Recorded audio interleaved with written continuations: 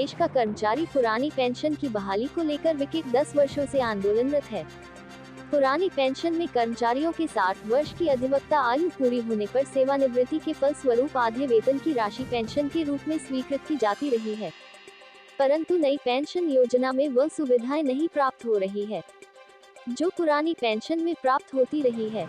नई पेंशन योजना से कर्मचारियों को बहुत ही आर्थिक कठिनाइयों का सामना करना पड़ रहा है। उक्त बातें शशिकांत श्रीवास्तव, जिलाध्यक्ष राज्य कर्मचारी संयुक्त परिषद, जिला संयोजक पुरानी पेंशन बहाली संयुक्त मंच ने कहा और बताया कि भारत सरकार के जनवरी 2004 और उत्तर प्रदेश सरकार के अप्रैल 2005 से नियुक्त कर्मचारी जो अब सेवानिवृत्त हो रहे हैं, उन्हें नई पेंशन योजना लागू की गई है। सेवानिवृत्ति के फलस्वरूप 3000 भी पेंशन नहीं मिल पा रहा है। इस कारण कर्मचारी पुरानी पेंशन को बुढ़ापे की लाठी का सहारा मानते हुए आंदोलनरत है। अब आर पार की लड़ाई के लिए तैयार है। अब चाहे भारत सरकार का कर्मचारी हो या उत्तर प्रदेश सरकार का हर अधिकारी और कर्मचारी यह मानने को तैयार है कि नई पेंशन योजना लाभदायक नहीं है। अपेक्षाकृत पुरानी पेंशन व्यवस्था के इसके लिए कर्मचारियों द्वारा लखनऊ से लेकर दिल्ली तक रैली किया जा चुका है और ज्ञापन के माध्यम से माननीय मुख्यमंत्री, प्रधानमंत्री व राष्ट्रपति जी का भी ध्यान आकर्षण कर चुका है, लेकिन सकारात्मक परिणाम नहीं दिख रहे हैं। इस कारण सभी श्रमिक संगठनों को अब हड़ताल की घोषणा के अलावा कोई चारा नहीं रह गया है, जिसके लिए कर्मचारियों द्वारा सहमति पत्र भरवा जा रहे हैं और वही भारत सरकार के कर्मचारियों द्वारा गुप्त मतदान कराए जा रहे हैं। यदि कर्मचारियों की सहमति 50% से ऊपर होती है तो हड़ताल की घोषणा की जाएगी, जिसके क्रम में आज सिंचाई विभाग कॉलोनी में काफी संख्या में कर्मचारियों ने सहमति पत्र भरा, जिसमें महिलाओं ने भी बढ़ चढ़कर हिस्सा लिया। आज सहमति पत्र लिए जाने के अंतिम दिन सिंचाई विभाग में चतुर्थ श्रेणी कर्मचारी संघ, मिनिस्टीरियल कर्मचारी संघ, सकिल ऑफिस, मुख्य अभियंता कार्यालय, सभी प्रखंड के कर्मचारी, सिंचाई संघ, grind staff association, diploma engineer संघ, सिंचाई राजस्व अधिकारी संघ सहित सिंचाई विभाग के लगभग 16 संगठनों के पदाधिकारी व सदस्यों ने सहमति पत्र भरकर प्रतिबद्धता जताई। वहीं स्वास्थ्य विभाग, बाल विकास, पुष्टाहार, पीडब्ल्यूडी, नगर निगम, जलकल, सूचना जनसंपर्क विभाग, जीएसटी, श्रम विभाग, सेवायोजन कार्यालय, आईटीआई, शिक्षणोत्तर कर्मचारी संघ, शिक्षा विभाग, माध्यमिक शिक्षा परिषद, बोर्ड ऑफिस आदि विभागों के कर्मचारियों ने समिति पत्र भरा। इस अवसर पर सर्वश्री श्याम राज यादव, जिला मंत्री, राज्य कर्मचारी संयुक्त परिषद, अजय पटेल, पीके राय, शकील अहमद, वीरेंद्र कुमार, विजय चौरसिया, संदीप श्रीवास्तव, अभिषेक सिंह, शशिकांत, अशोक कुमार, विजय शर्मा, हरेंद्र यादव, गीतांजलि मौर्य, गीता उपाध्याय, वीना सिंह, सुधीर सिंह, रोहित श्रीवास्तव, महेश श्रीवास्तव, राम निवास, नसीम अहमद, आलोक दुबे, मनीष, प्रफुल्ल मिश्रा, जितेंद्र, कमलेश सिंह, कमलेश पांडेय, प्रशांत सोनू, राजकुमार, ओम प्रकाश, अभिषेक, रविश, जमीला, राम, जियावंत, विनोद, सुनील, संतोष, इब्राहिम, अतुल आदि उपस्थित रहे। जिलाध्यक्ष राज्य कर्मचारी संयुक्त परिषद एवं जिला संयोजक पुरानी पेंशन बहाली संयुक्त मंच। नहीं, बिल्कुल आप सही कह रहे हैं कि 10 वर्ष से हम लोग जो है लगभग उत्तर प्रदेश में पुरानी पेंशन बहाली को लेकर के संघर्षरत हैं। लखनऊ से लेकर के दिल्ली तक हम लोगों ने जो है रामलीला मैदान में संघर्ष किया और तमाम ज्ञापन के माध्यम से माननीय मुख्यमंत्री जी, प्रधानमंत्री जी और राष्ट्रपति जी का ध्यान आकर्षण किया, लेकिन कहीं से हम लोग को न तो कोई आश्वासन मिल रहा है, न कहीं सरकार का सकारात्मक रुख दिख रहा है। ऐसे में हम लोग मजबूर हैं, अब हड़ताल की ओर अग्रसर हो रहे हैं।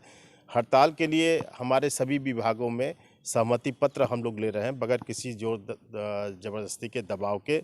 ये इनकी भावना है कि यदि पुरानी पेंशन जो हमारे बुढ़ापे के लाठी का सहारा है, यदि ये बहाल नहीं की जाती है तो हम सब हड़ताल करेंगे और चक्का जाम करेंगे। जिस तरीके से सहमति ली जा रही है, ये भी हो सकता है कि ये सरकार पे दबाव बनाने की कोशिश की जा रही है आप लोगों की तरफ से। नहीं, दबाव तो हम नहीं कह सकते हैं, लेकिन इतना जरूर कह सकते हैं सरकार का ध्यान आकर्षण करने का ही एक जन जागरूकता कार्यक्रम है।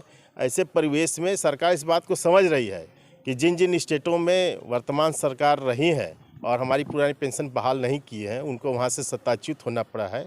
अब लोकसभा का चुनाव आ रहा है 2024 में और कुछ ही महीने शेष हैं।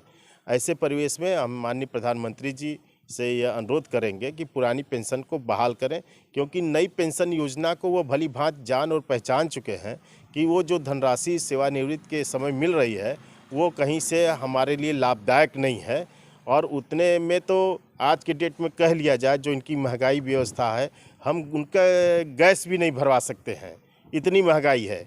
ऐसे में अब हमारे सामने सिर्फ हड़ताल का रुख है।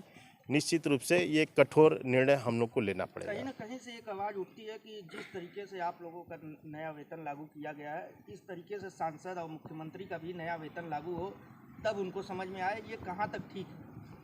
नहीं, देखिए, नया वेतन लागू नहीं, हम लोग के 10 वर्ष की सेवा पे जो है नई पे कमीशन बैठता है और हम लोग का ड्यू भी हो गया है 8वां पे कमीशन जो है, लेकिन सरकार की तरफ से भी इसकी घोषणा नहीं की गई है।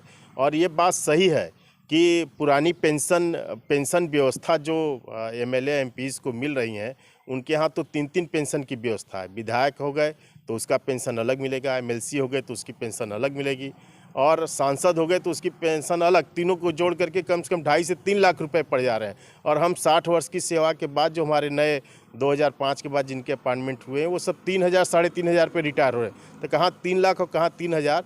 तो ऐसे उस देश के वासियों के साथ ऐसा नहीं करना चाहिए। ऐसा नहीं लगता कि आप लोग इतने लंबे समय तक सेवा देते हैं और परिवार को चलाने के लिए आप लोग को पेंशन की जरूरत है, और दूसरी तरफ एक बार विधायक बन जाए, एक बार मंत्री सांसद बन जाए तो उनका पेंशन आजीवन के लिए हो जाता है। बिल्कुल बिल्कुल, आपका कहना सही है। तो इसका भी विरोध करेंगे आप लोग? नहीं, विरोध तो हम किसी चीज़ का नहीं करते, हम तो मांग रहे हैं, और हमारी कोई नई मांग भी नहीं है। हमारी तो ये पुरानी मांग थी, जो है पुरानी सुविधाएं मिल रही थी।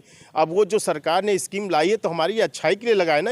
ये कौन सा तरीका है कि अगर हम 60,000 रुपये रिटायर हो रहे हैं तो पहले पुरानी पेंशन में 30,000 रुपये हमें मिलते थे, और आज के डेट में नई पेंशन योजना में 3,000 मिल रहे हैं। तो 3,000 में 60 वर्ष की अवस्था के बाद कौन सा परिवार चलेगा बताइए। बेरोजगारी के लिए इतने पूरी देश की सारे लोग बेरोजगारी को लेकर के इतना जो है आंदोलनरत हैं और सारी बातें कह रहे हैं।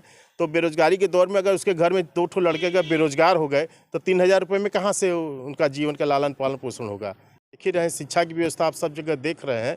तो क्या चाहते हैं, हमारी तो गवर्नमेंट की मंशा ही नहीं समझ में आ रही है। ऐसे में लग रहा है कि क्या सरकार के नीतियों को जन जन तक पहुंचाने वाले लोगों के साथ अगर ऐसी दुर्व्यवहार सरकार कर सकती है तो देश की जनता का क्या होगा। आपके मन में ये कैसे विचार आया कि पुरानी पेंशन को लेकर कर्मचारी वोटिंग डालकर मुख्यमंत्री आप सरकार को जगाएं? ये एक नया नियम आप लोगों ने लागू किया है। नया नियम नहीं लागू हुआ, ऐसा पहले से ही भी होता आ रहा था। आप देख रहे हैं कि चूंकि मैं जिला संयोजक भी हूँ यहाँ केंद्रीय कर्मचारियों का भी और राज्य कर्मचारियों को लेकर के, तो आप देख रहे हैं कि रेलवे में भी वोटिंग पड़ रही है। अच्छा। और हमारे इनकम टैक्स में भी चले जाइए, डाक में भी चले, सब जगह वोटिंग पड़ रही है।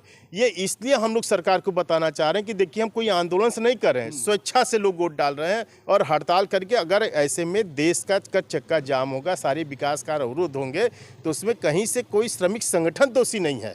ये पूरे आवाज़ है जिस तरीके आम से कर्मचारियों यही की। सरकार 3 राज्य में चुनाव चल रहा था और बीजेपी की ही सरकार ने पुरानी पेंशन बहाली करने का रैली में वापस चालू करने की मांग को लेकर बोला है कि चालू होगा। क्या लगता है कि ये रेवड़ी दे रहे हैं, उत्तर प्रदेश में क्यों नहीं चालू कर रहे हैं? क्योंकि उन्हीं की सरकार है। नहीं, ये बात आपके चैनल के माध्यम से मैं जरूर कहना चाहूँ। आप बहुत अच्छा प्रश्न आपने उठाया है, और ये बातें सबके संज्ञान में भी हैं कि जहाँ चुनाव हो रहे हैं वहाँ आप इस तरह से बातें कर रहे हैं, लोक लुभावने वादे कर रहे हैं। तो क्या कहीं ऐसा तो नहीं कि 2014 के चुनाव में हम लोग को भी इसी तरह से आपने कहा था कि हमारी सरकार बनेगी तो हम पुरानी पेंशन लागू करेंगे? राजस्थान में ये बात बोली है। माननीय मुख्यमंत्री जी राजस्थान में बोले हैं, उनका स्वागत है, लेकिन माननीय मुख्यमंत्री से मैं ये कहना चाहूँगा कि जहां आप अन्य प्रदेशों में इस तरह से बातें कर रहे हैं, उस तरह से अपने प्रदेश में लागू करके वहां करते तो ज़्यादा अच्छा रहता। वोट की चोट पे अब इस बार 2024 में जिस तरह से सरकार आप लोग के साथ ऐसा एनपीएस को लागू करने की तैयारी में है, तो क्या लगता है इस बार 2024 में आप कुछ नया कारनामा करने वाले आप लोग? नहीं, नया कारनामा क्या, हम तो रिजल्ट दे के आ रहे हैं। हमारे स्टेट गवर्नमेंट के जितने कर्मचारी हैं, जहाँ जहाँ चुनाव हुए उन्होंने किया, उनको सत्ताच्युत किया है। अगर नहीं मानेंगे तो देश से सत्ताच्युत होंगे। सब्सक्राइब कीजिए हमारे चैनल को और बेल आइकॉन को दबाइए हमारी लेटेस्ट वीडियो सबसे पहले देखने के लिए।